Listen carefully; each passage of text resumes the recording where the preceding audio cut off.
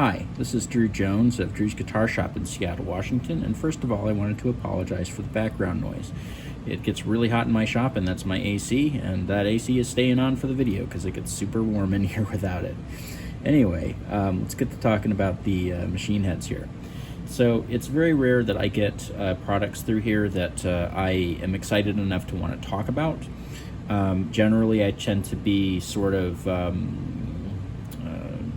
tight-lipped in terms of what I think of particular products, just because I think that a lot of the stuff that we deal with in the guitar world is extremely subjective, and I don't want to put advice out there that may turn somebody off of a product that is good for them. But in some cases there are things that are objectively good, and that's what I want to talk about here today with these tuners. These came in with a tailor that is getting us set up. We're correcting the radius issue at the saddle, because the radius of the saddle on this guitar was a 12 and the fretboard is a 14. We also just went ahead and put a new nut on here. Then we're replacing the tuners before we get done with the setup. So we got these in. These are some Super Machine Head Gotoh brand tuners. 510 I guess is the number on the tuner, though the number on the packaging is SGS5100Z with an X gold finish. I don't know what all this stuff. Anyway, these are the Super Machine Head 510 Gotohs with a 1:18 gear ratio. Now what does that 1:18 mean? It means that for every turn on the top here, so every time that this post up here makes a revolution and winds string around it, you need to turn this thing 18 times for one full revolution here.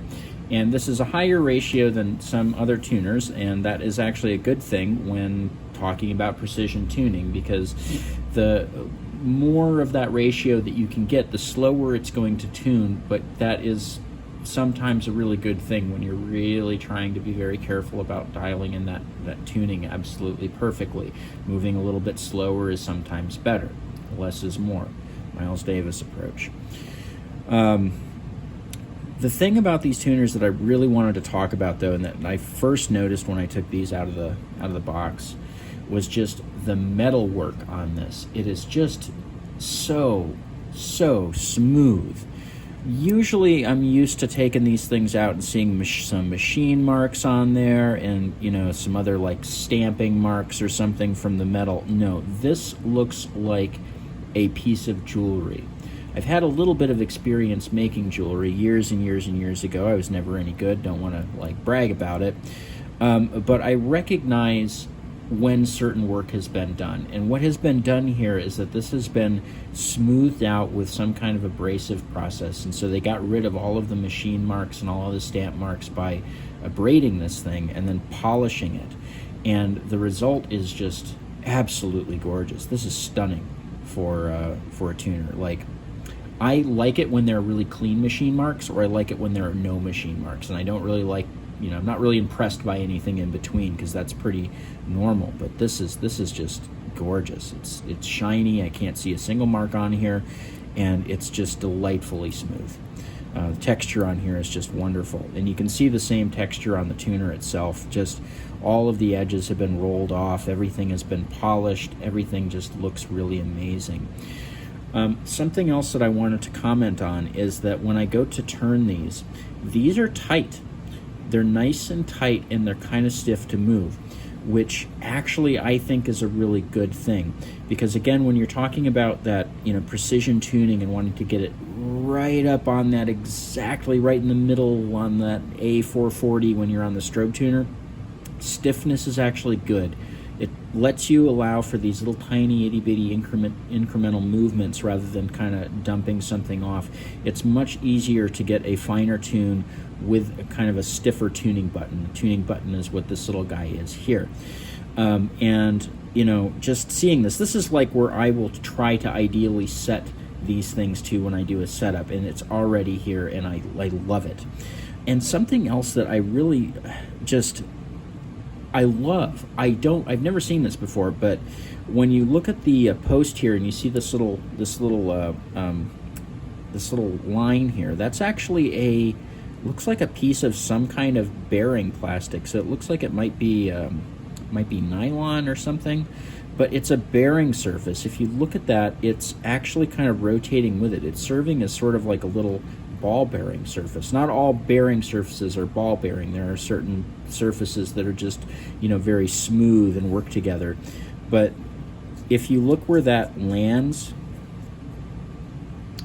that's about the thickness of the headstock, and it means the edge of that tuning post that usually is just sitting there kind of grinding against that metal is going to be sitting on that bearing surface. And that is just some really cool engineering, if you ask me. This hasn't been a thing that I've noticed as an issue for tuners, really, but anything that can make something work just a little bit better, always, maybe a good thing to do. Like, that's actually a point of friction on tuners, and so maybe that's a thing that we should think more about. I just love that is on here. The one comment that I'll make about it is that certain guitar headstocks have a little bit of a different thickness to them.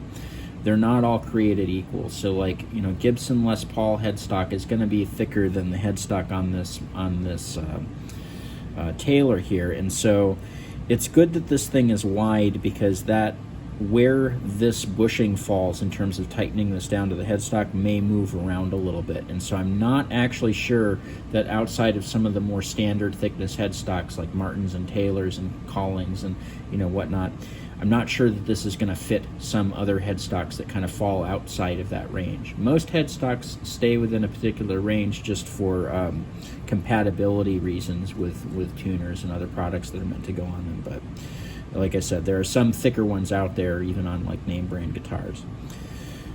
And when I look at this, in regards to some other things, you'll notice that this little screw area here is recessed.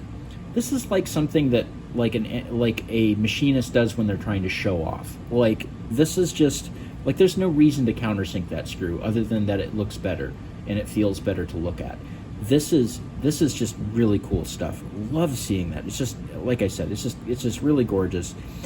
And just seeing this just really firmly stamped in, surface here. I'm not exactly sure. It's a press fitting, is what that is. It's press fitting onto the tuning key that runs through here and engages with that spur gear. But everything about this just feels so good and looks so good. Like, even down to the washer on this thing. And like, this is an easy part to overlook, guys. And when I'm looking at this thing has still got like that same polished appearance as the rest of this tuner. Everything about this is just overdone, and beautifully so. I don't really know what these tuners run. I haven't checked on eBay or Amazon or Sweetwater or any of the places to see how much these are. But man, like these are just really, really swank. I love them, and putting them on this Taylor is going to feel really good. And it's going to be interesting to see how all of the these bearing surfaces and the tightnesses and everything kind of combine to make these a better tuner. We're going to be stringing this guy up with some elixirs, and I guess we'll see how it works. But like I said, very, very impressed with the build quality on this. Very impressed with the cool little ideas like that, and like this countersunk thing.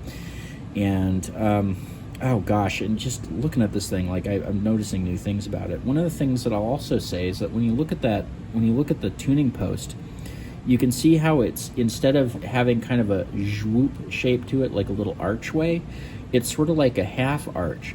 So it's designed, this lets you get a lot of windings on there, and it's just it's good. It's really good. This is the shape that this should be. The little kind of half moon thing with like the hole going right through the center, it's fine. Nothing necessarily wrong with that, but it doesn't necessarily tell a player like how to wind strings. This one here, it kind of serves as a little bit of an instructional, because you've got the hole right up at the top of that dip, and then that dip just tapers off into the bottom like that. Like that is definitely telling you, okay, string top goes here and then the winds go below, which is exactly the way that should work, so that you can increase the angle over the nut. Anyway, like I said, very rare that I get a product in here that I'm excited enough about to talk about. And this one here is definitely one that fit that bill. So what it says back here is Super Machine Head 510. It's a Gotoh product, has a little G right there, and has a gear ratio of 1:18. The product number on the package is this SGS510Z, and the finish on this one is the gold finish, and I guess this is the button style. This S5 here is what you're going to get to get this little shape here. So anyway, if you like this video and you found it helpful, and you feel like dropping me a tip, there are links to do so in the description. Like, subscribe, hit the bell, link around to your friends, all that good stuff. If you want to check out the stuff I have on Reverb for sale, that's linked down in the description. And also linked down in the description is a link to my website where you can find my pricing information and my contact information, as well as a page that I wrote on caring for stringed instruments. If you want to get a hold of me for any kind of like consultation stuff, information about that can be found in the donation links in the description. This has been Drew Jones of Drew's Guitar Shop in Seattle, Washington. Thank you for watching.